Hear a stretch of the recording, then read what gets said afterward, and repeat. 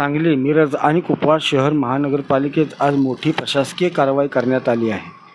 तब्बल 90 दिवसांहून अधिक काळ विनापरवाना गैरहजर राहणाऱ्या 37 कर्मचाऱ्यांना महापालिका प्रशासनाने तात्काळ निलंबित केले आहे. आयुक्त संजिता महापात्र यांच्या आदेशानुसार ही कारवाई करण्यात आली असून संबंधित कर्मचाऱ्यांविरुद्ध विभागीय चौकशी सुरू करण्यात आली आहे.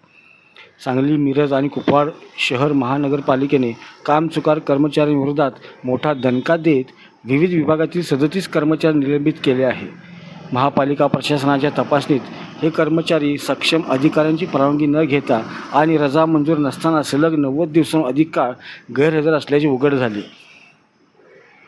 महापालिकेच्या 4ही क्षेत्रीय कार्यालयांमध्ये करण्यात आलेल्या हजेरी तपासणीत आरोग्य व स्वच्छता विभागातील 28 सफाई कामगार, पाणीपुरवठा विभागातील 5 बहुउद्देशीय कामगार, अग्निशमन विभागातील 1 शिपाई, जलनिसर्ग विभागातील 1 बहुउद्देशीय कामगार, बांधकाम विभागातील 1 शिपाई आणि सुरक्षा विभागातील 1 वॉचमन दोषी आढळले.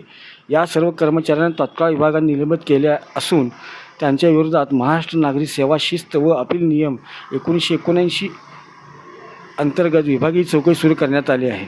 आरोग्य, स्वच्छता, पाणीपुरवठा आणि अग्निशमन या अत्यावश्यक सेवांमध्ये संबंधित कर्मचाऱ्यांच्या गैरहजेरीमुळे नागरिकांना मोठा त्रास सहन करावा लागत होता. सार्वजनिक सेवांवर ताण निर्माण होत असल्याने प्रशासनाने ही कठोर कारवाई केली आहे.